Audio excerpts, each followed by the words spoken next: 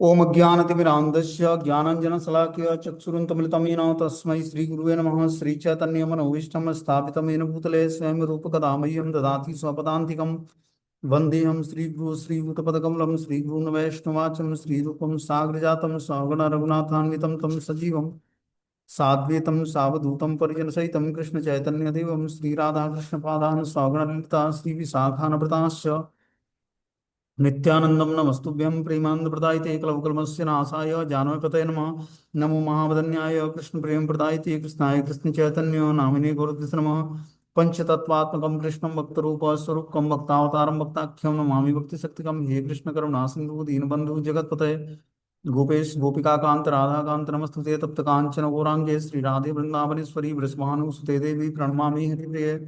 वाञ्छाकल्पतरुभ्यश्च कृपा सिन्धुभ्यो च पतितानां पावनेभ्यो वैष्णवेभ्यो नमो नमः। जय श्री कृष्ण चैतन्य प्रभु नित्यानंद श्री अद्वैत गदाधर श्रीवासादि श्री गौर भक्तवृंद। हरे कृष्ण कृष्ण कृष्ण हरे हरे, हरे राम राम राम हरे हरे।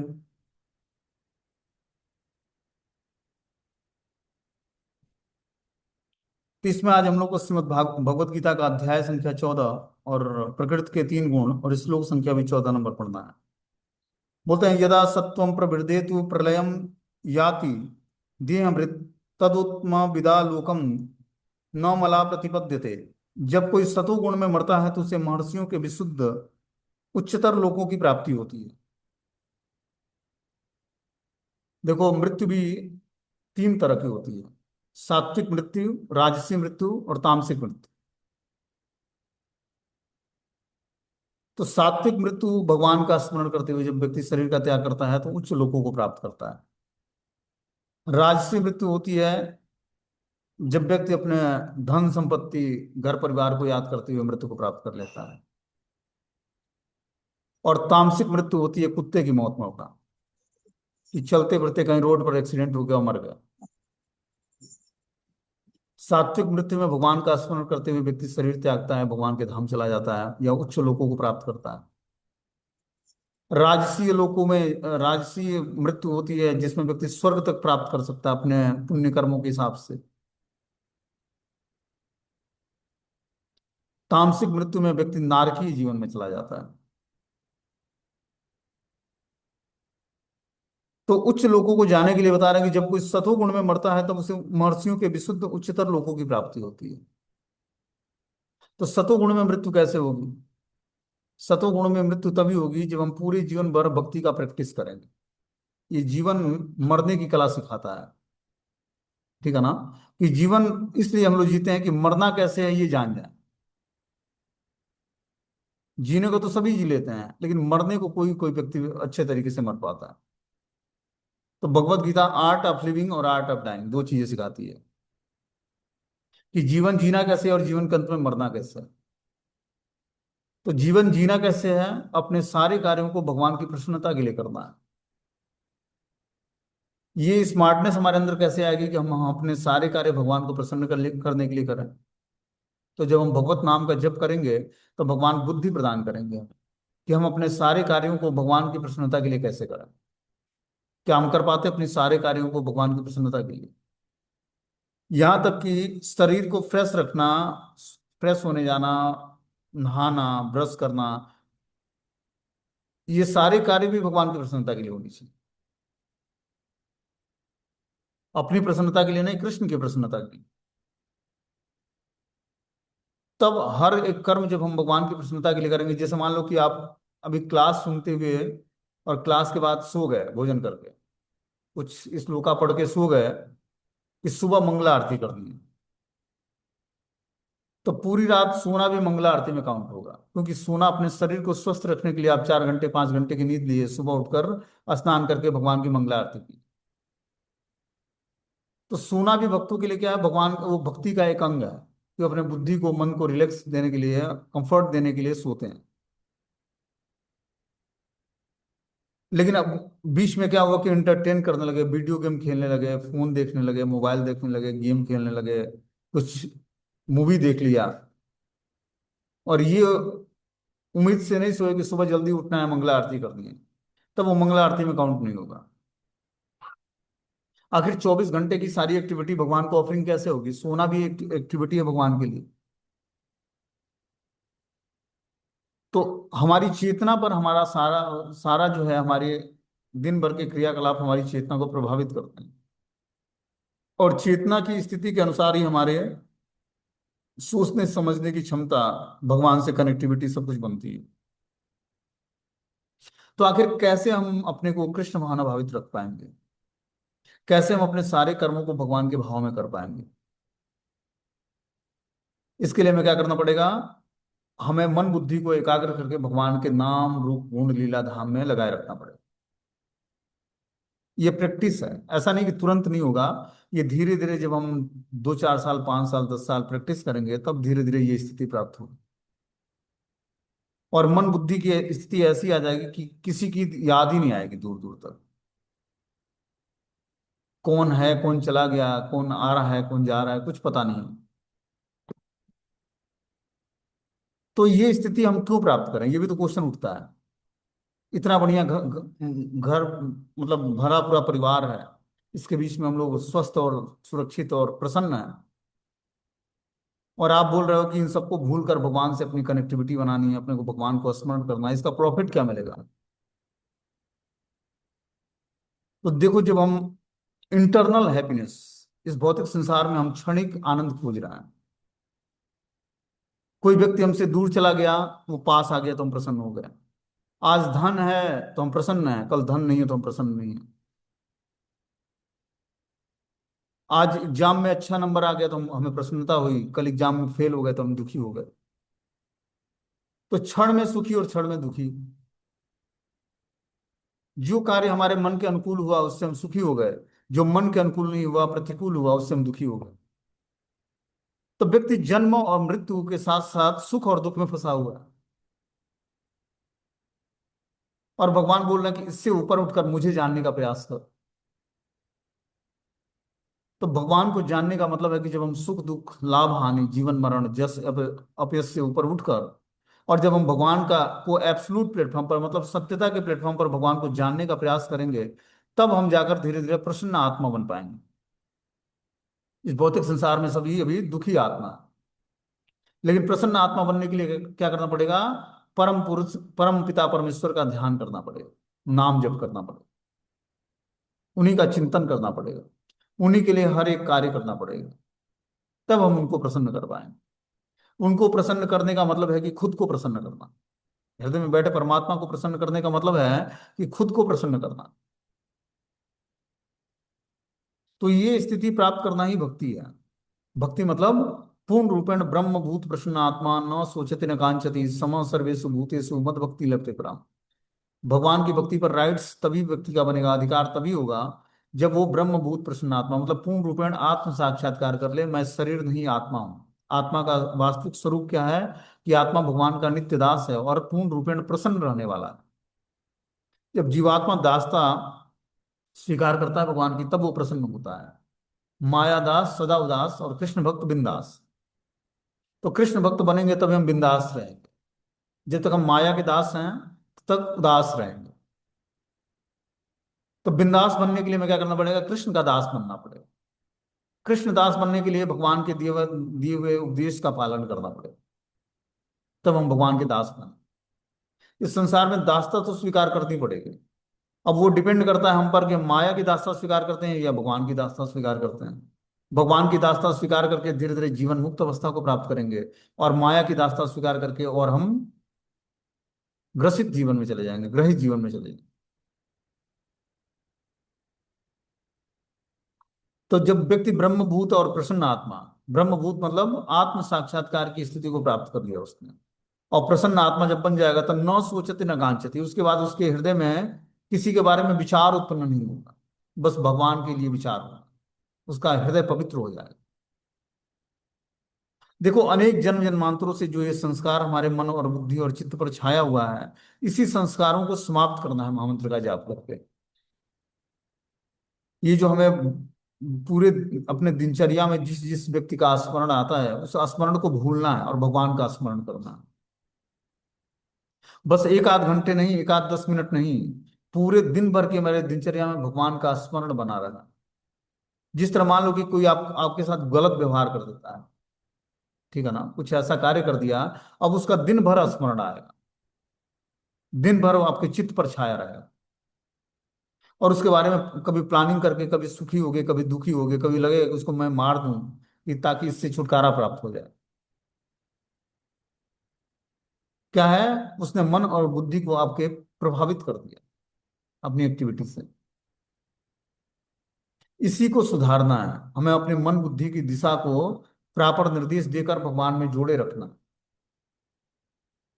और यही अध्यात्म है, यही भक्ति है, कि हमें किसी का स्मरण न हो। हम नाम जप करते हैं, भोजन करते हैं, स्नान करते हैं, कथा सुनते हैं, श्वास लेते हैं, सोते हैं, उठते बैठते चलते फिरते जो भी एक्टिविटी करते हैं, बस कृष्ण का स्मरण बना रहे। ऐसा होता है। दूसरा कोई स्मरण आए तो चित्त व्याकुल हो जाए कि ये कहाँ से हमारे चित्त में स्मरण आ गया। क्योंकि जिस जिस व्यक्ति का स्मरण करोगे, वो वो व्यक्ति फिर से आपके जीवन में आएगा। देखो कितना सूक्ष्म विज्ञान है भक्ति। इसलिए भगवान और भगवान के शुद्ध भक्तों का स्मरण करना है, इसीलिए एसोसिएशन ऑफ डिवोटी बहुत इंपॉर्टेंट है। जब तक हम भगवान के शुद्ध भक्तों का अपने जीवन में चिंतन नहीं करेंगे, भगवान का चिंतन नहीं करेंगे, तब तक हमारा चित्त पवित्र नहीं होगा। और हम खुद ही अपने स्थिति को चेक कर सकते हैं कि हम कितने शुद्ध हुए हैं, भगवान का स्मरण करके कितना हमने पवित्रता धारण किया है। हम अपने हृदय की स्थिति को खुद जान सकते हैं कि क्या हम दिन भर में कितने बार भगवान को स्मरण करते हैं, कितने बार परिवार के सदस्यों, देश, समाज, राष्ट्र और घटनाओं को याद करके हम प्रभावित होते हैं। मनुष्य जीवन में हर एक एक्टिविटी बहुत ही बारीकी से चेक होती है परमात्मा के द्वारा, और उसी हिसाब से आपको अगली स्वीकृति मिलती है, और इस हिसाब से अगला जीवन, अगले अगले व्यक्ति से मुलाकात होती है। कोई आपके कष्ट का कारण बनता है, कोई आपको सुख देता है। तो इस जीवन में अपनी चित्त वृत्ति को संभाल कर भगवान में अपनी चित्त वृत्ति को लगाना है। यही साइंस भक्ति कहलाता है। इसके लिए हमें क्या करना पड़ेगा, धीरे धीरे लोगों से अपने भौतिक व्यवहार को समाप्त करना पड़ेगा, और आध्यात्मिक व्यवहार को बनाना पड़ेगा। किससे? भगवान के भक्तों से।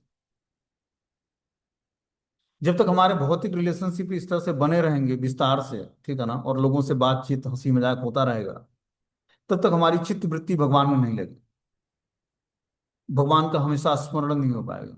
हर एक घटनाओं में हम भगवान का प्रेजेंस नहीं देख पाएंगे।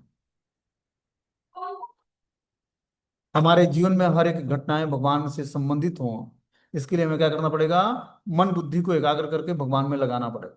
तब पूर्ण रूपेण भगवान पर विश्वास, श्रद्धा शब्दे विश्वास कैले सुदृढ़ निश्चय, कृष्ण भक्ति कैले सर्व कर्म कृत्य है। जब तक हमारे अंदर पूर्ण श्रद्धा नहीं है कृष्ण पर, तब तक हमारे अंदर पूर्ण विश्वास नहीं होगा कि कृष्ण हमारे रक्षक हैं, सुहृद मित्र हैं, तब तक हम सुदृढ़ निश्चय के साथ भगवत भजन नहीं करेंगे। माला पकड़ते ही नींद आने लगी। क्यों? श्रद्धा हमारी अभी पूर्ण रूपेण भगवान में नहीं। तो श्रद्धा शब्द विश्वास कहले सुदृढ़ निश्चय, जब हम श्रद्धा के साथ, दृढ़ विश्वास के साथ जुड़ेंगे भगवान से, तब हमारा पूर्ण विश्वास होगा कि कृष्ण भक्ति के लिए सर्व कर्म कृत है, कि भगवान की भक्ति करने से सारे कार्य हमारे संपन्न हो जाएंगे। भक्ति कोई छोटा मोटा कोई उपलब्धि नहीं है कि हम जो कुछ कहें भगवान सुन लेते हैं। ये तो हृदय में बैठे परमात्मा है, वो आपके हर एक कार्यों को जानते हैं कि आपकी इच्छा क्या है, और भगवान अपने भक्तों की सेवा करना चाहते हैं। जिस तरह आप भगवान की सेवा करना चाहते हैं, उसी तरह भगवान भी अपने भक्तों की सेवा करना चाहते हैं। सेवा ही प्रधान है, सेवा ही से तो प्रेम होता है। तो आपने कुछ चाहा और भगवान ने उस इच्छाओं को पूरा कर दिया, तो ये भगवान की शुद्ध भक्ति नहीं है। शुद्ध भक्ति पर तो भगवान आपकी इच्छाएं पूर्ण ही नहीं करेंगे, आपकी विश्वास को चेक करेंगे। और शुद्ध भक्ति जब जागृत होगी हृदय में, तो अन्य अभिलाषिता शून्यम ज्ञान कर्माध्यानामृतम, ये स्थिति प्राप्त होगी कि अन्य अभिलाषा, आप कुछ भी अभिलाषा नहीं होगा आपसे। आप जो करें हमारे लिए, हम, मुझे पूर्ण विश्वास है। प्रहलाद महाराज ने कभी भी भगवान से प्रार्थना नहीं की, हे प्रभु आप हमारी रक्षा करना। वो नारायण के भक्त थे। नरसिंह देव तो ब्रह्मा जी के आशीर्वाद को यथार्थ सत्य करने के लिए भगवान ने नरसिंह रूप धारण किया। तो प्रहलाद महाराज का पिता हिरण्यकश्यपु जो है उनको सर्पों के बिल में डाल दिया, सर्पों से भरे कुएं में, पहाड़ी से नीचे फेंकवा दिया, पागल हाथियों के बीच में फेंक दिया उनको, राज सिंहासन से नीचे ढकेल दिया, जलती अग्नि में होलिका के साथ प्रवेश करा दिया। चारों तरफ असुर घिरे थे, बीच में बैठा दिए प्रहलाद महाराज को। भगवान का स्मरण ऐसा तीव्र वेग से करा कि सब जो है असुर परेशान हो गए। उनके शरीर पर हथियार से वार करते लेकिन शरीर तक टच नहीं होता। क्या? श्रद्धा, श्रद्धे, विश्वास के लिए सुदृढ़ निश्चय। उनको सुदृढ़ निश्चय था कि मैं जिस भगवान का स्मरण कर रहा हूं वो हमें कभी भी क्षति नहीं पहुंचाने देंगे। और कभी भी भगवान से उन्होंने प्रार्थना नहीं करा, हे प्रभु हमारी रक्षा करना, हे प्रभु हमारे कार्यों को बना देना। भगवान हमारे घर के नौकर नहीं है कि हम उनको नौकरी पर रखें कि हमारी जो जो इच्छा हो भगवान हमारी पूरी कर देना। ये भक्ति नहीं है, ये सौदा है। सौदेबाजी हमें भगवान से करना छोड़ देना होगा। जिस तरह जब व्यक्ति किसी से प्रेम करता है तो उसकी इच्छाओं को जानना चाहता है कि उसकी क्या इच्छा है, और उस इच्छाओं को तृप्त करना चाहता है। उसी तरह अपनी इच्छाओं को भगवान से तृप्त ना कराकर भगवान की क्या इच्छा है, भगवान हमसे क्या चाहते हैं, उनकी इच्छाओं को तृप्त करने के लिए हमें कार्य करना पड़ेगा। वो शुद्ध भक्ति है कि अपनी कोई इच्छा ना हो। हे प्रभु, मात्र हमारी एक ही इच्छा है कि आपकी आहेतु की अप्रतिहता भक्ति। आहेतु की मतलब अपना कोई हेतु ना हो, अपना कोई कारण ना हो, बस मात्र एक कारण हो, आपको प्रसन्न करना। इस कारण से हमें भक्ति करनी है। आप ये स्थिति भगवान सबको प्रदान नहीं करते हैं, ये बहुत ही रेयर जीवात्माओं को प्रदान करते हैं। इसके लिए हमें मुक्त होना पड़ेगा। समस्त चिंताओं से, समस्त कर्मों से जब मुक्त होंगे तब ये स्थिति प्राप्त होगी। उसके बाद भी भगवान मुक्ति तो प्रदान कर देते हैं लेकिन भक्ति प्रदान नहीं करते। भक्ति प्रदान करते ही कृष्ण बंध जाते हैं उस भक्त के प्रेम में। जैसे गोपियां बोलती है, कृष्ण तुझे माखन चाहिए तो तुझे नाचना पड़ेगा। तो गोपियों के प्रेम में बधे कृष्ण, जिनके घर में 9 लाख गायें हैं, उनको माखन खाने के लिए गोपियों के सामने नृत्य करना पड़ता था। क्यों? प्रेम से गोपियों ने बांध रखा था, और कृष्ण माखन खाने के लिए नाचते थे सामने। यशोदा मैया ने अपने घर की सारी रस्सियों को इकट्ठा कर लिया, फिर भी कृष्ण बंधने को तैयार नहीं हुए।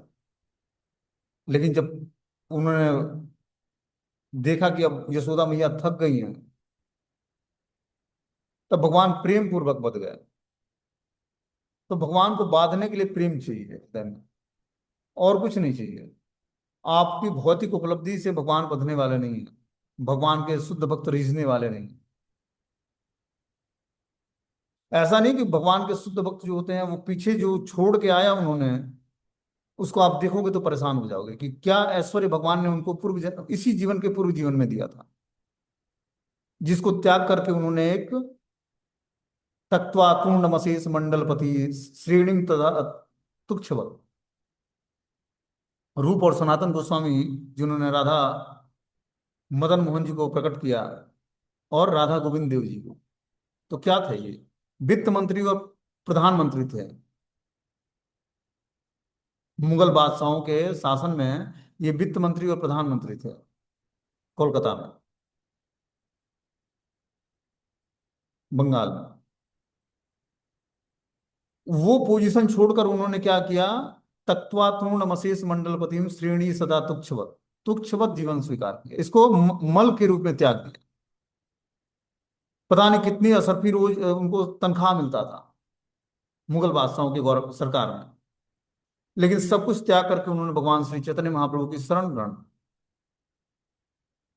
तो जो भक्ति का आनंद है, नाम जप का जो आनंद है, वो जब मिल जाएगा तो व्यक्ति को धनम जन्म कविता सुंदरी इन सब चीजों का आनंद भूल जाएगा वो।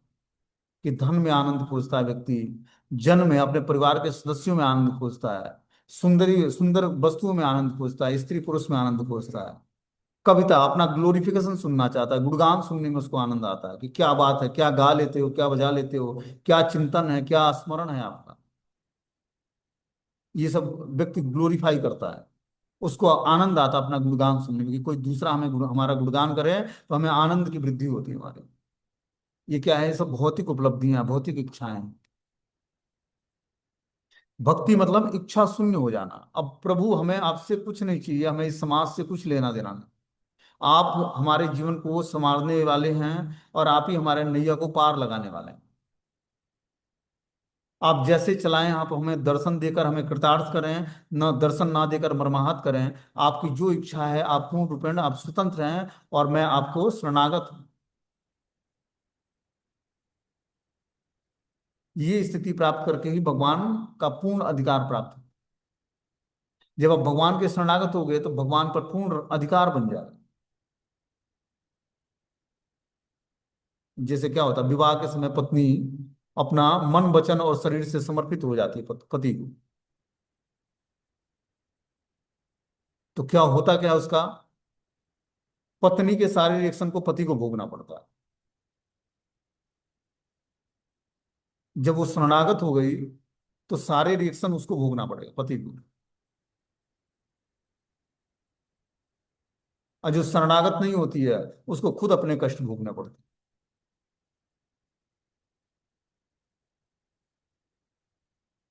तो उसीलिए जब हम भगवान को शरणागत हो जाएंगे, भगवान ही वास्तविक पति हैं हर एक जीवात्मा के, वास्तविक मित्र हैं। जब हम भगवान को शरणागत होंगे तो सारे पाप कर्म भगवान हमारे जलाकर समाप्त कर देंगे, और वो अपना बना लेंगे। हमें मन वचन शरीर और कर्म से भगवान को समर्पित हो जाना। हे प्रभु, अब हमारे मन वचन कर्म शरीर सब कुछ आपका है। बोलना नहीं, करना है। जब हम ऐसा करेंगे तब भगवान की कृपा प्राप्त होगी, तब भगवान अपनी आहित की भक्ति प्रदान करेंगे। इतना आसानी से नहीं। अभी हम बहुत चीजों में फंसे पड़े हैं। उन सारी चीजों से निकलना है। धीरे धीरे हम जब नाम जप करेंगे, तीव्रता से कथा सुनेंगे, तब हम अपने बंधनकारी जीवन को जान पाएंगे कि हम हमारे कहाँ कहाँ बंधन, हम कहाँ कहाँ फंसे पड़े हैं, कहाँ कहाँ से चेतना को हटाकर भगवान में लगानी है। इतना आसानी से भक्ति प्राप्त है। बस 16 माला से लेकर 64 माला या 128 माला भी जप लें, लेकिन अपनी अगर जो हमारा चेतना भगवान में नहीं लगा है और भौतिक चीजों का स्मरण हो रहा है, इसका मतलब मंत्र सही तरीके से काम नहीं कर रहा है, या जप हम ठीक से नहीं कर रहे हैं।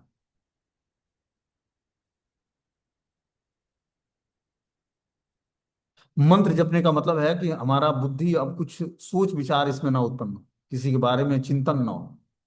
माला करने का मतलब ये हुआ कि बुद्धि एकदम पीसफुल, मतलब जैसे होता है ना कि कंप्यूटर में वायरस आ जाता है तो एंटी वायरस डालकर उसको रनिंग कराया जाता है, तो सारे वायरस को समाप्त कर लेता है, खा जाता है। उसी तरह ये महामंत्र एंटी वायरस है। ये हमारे शरीर और मन बुद्धि चेतना में जितने भी छाप पड़े हैं, पूर्व जन्म के संस्कार, अलग अलग लोगों के, अलग अलग लोगों की एक्टिविटी और चिंतन का, और जितने भी कैमरे के द्वारा शूट किए हुए वीडियो हैं और फोटो है, उन सबको डिलीट करता है महामंत्र। और भगवान के नाम रूप गुण लीला धाम का वीडियो क्या करता है, इंस्टॉल करता है हमारे हृदय में।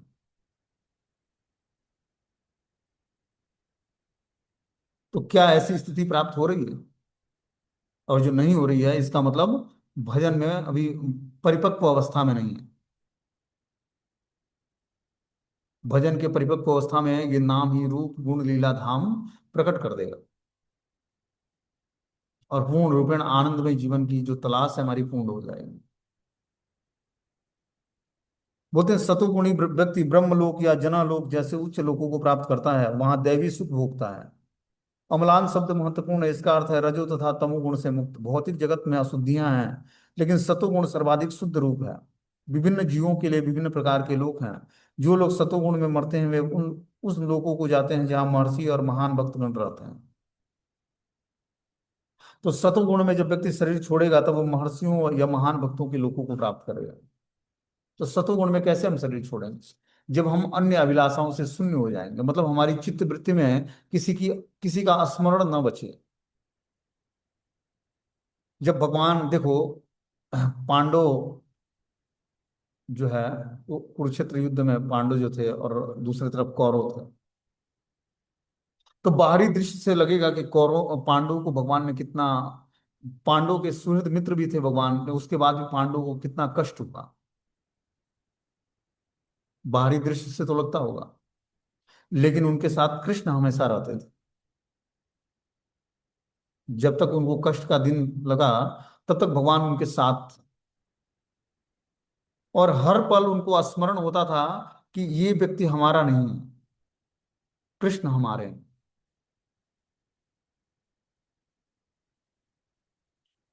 लाक्षागृह में आग लगाया गया, 14 वर्ष का वनवास हुआ, द्रौपदी का चीरहरण हुआ। हर परिस्थिति में कृष्ण ने अपना अनुभूति दिलाया उनको, क्योंकि वो भगवान के भक्त थे। उनको हर लोगों से संबंध तुड़वाया भगवान ने। क्या गुरु, क्या पितामह, क्या आचार्य, क्या कौरव समाज, धृतराष्ट्र, गांधारी, सबसे संबंध तुड़वा के भगवान ने अपना संबंध बताया। क्या हुआ, पांडवों के भगवान सुहृद मित्र थे और विशेष कृपा थी पांडवों पर। तब पांडव जान पाए कि कृष्ण ही हमारे वास्तविक मित्र हैं। और कुंती महारानी रोने लगी कि हे प्रभु, जब तक हमारे सुख के दिन थे तब तक आप हमारे, दुख के दिन थे तब तक आप हमारे साथ थे, और हमें रियलाइज होता है कि कृष्ण हमारे साथ हैं। आज हमारे पांचों बेटों को राज्य मिल गया और आप छोड़ के हमें जा रहे हैं। ये राज्य का क्या मैं करूं लेकर, जहां पर आप नहीं हैं। आप कुछ दिन और रुक जाइए। तो कुंती महारानी की प्रार्थना से भगवान कुछ दिन और रुक गए।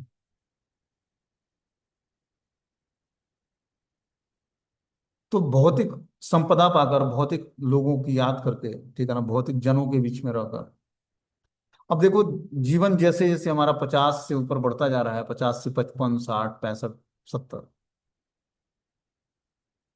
तो अगर जो हम जानबूझकर इन स्मरणों को छोड़ेंगे नहीं, जो परिवार के जन हैं और जो है हमारे बंधन के कारण है, तो हमारा कुछ होने वाला नहीं। उसी घर में फिर से जो है, उसी सामान और उसी परिवार के परिवेश के बीच में फिर से हम किसी दूसरे शरीर में आएंगे,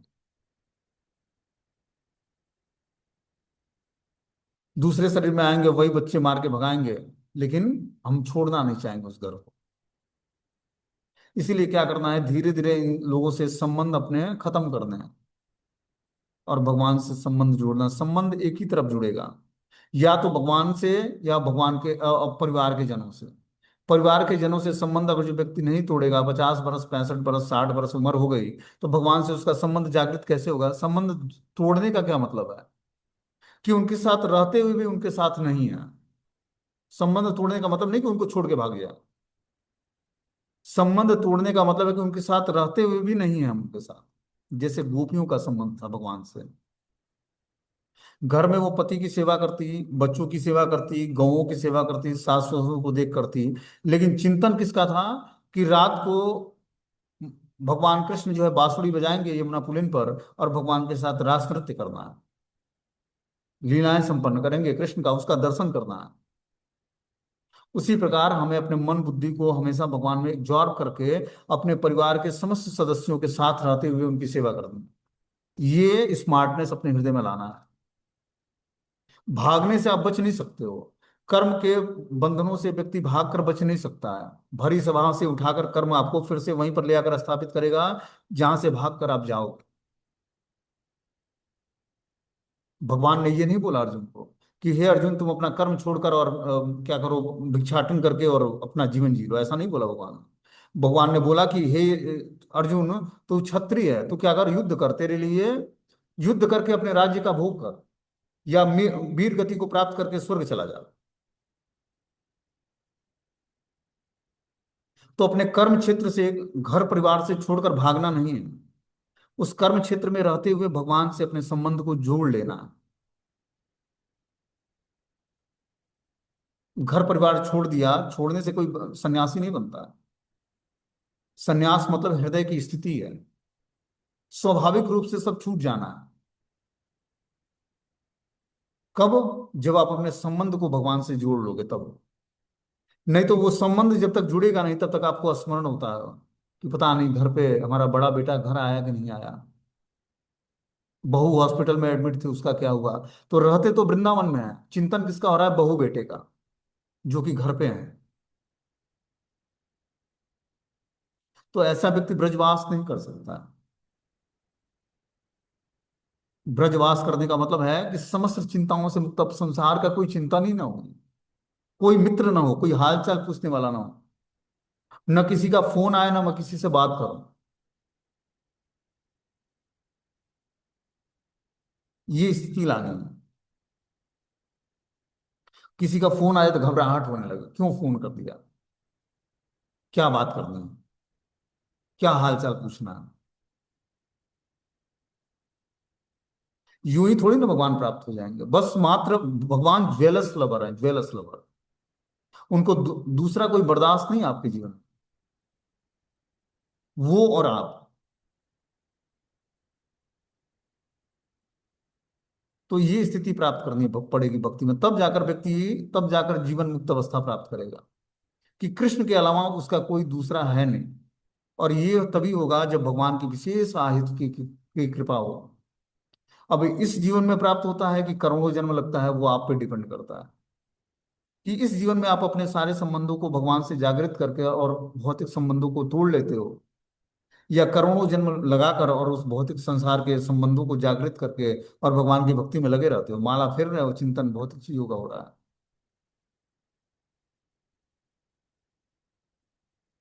देखो भक्ति कितना सूक्ष्म विज्ञान है, और कहाँ यात्रा करके जानी है, और कहाँ फंसे पड़े हैं।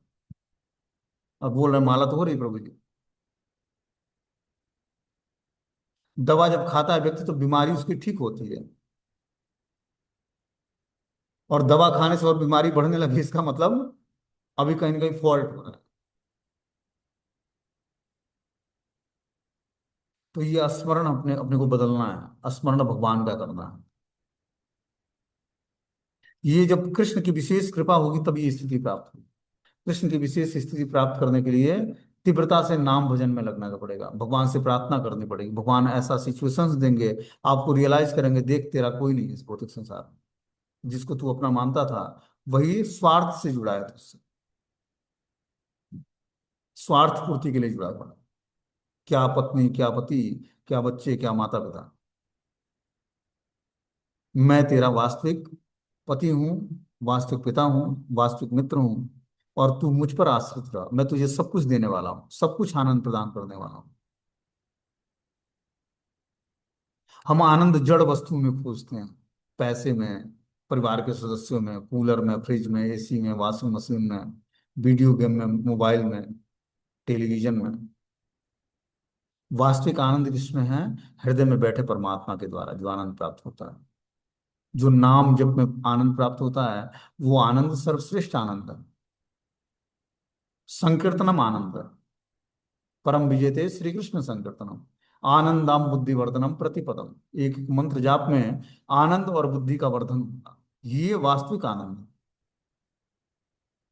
जब तक टेस्ट नहीं आ रहा है तब तक लगेगा कि भौतिक चीजों में आनंद है, भौतिक वस्तुओं में आनंद है, अपने लोगों से बात करने में आनंद है। जड़, ये इसको जड़ आनंद बोलते हैं। ये जड़ वस्तु में आनंद खोज रहे हैं हम। अब खोजना है परम आनंद, तो परम आनंद खोजने के लिए परम आनंद से जुड़ना पड़ेगा। परम आनंद से जुड़ने के लिए भगवान का नाम जप करना पड़ेगा, भगवान की कथाओं को सुनना पड़ेगा, तब परमानंद आएगा।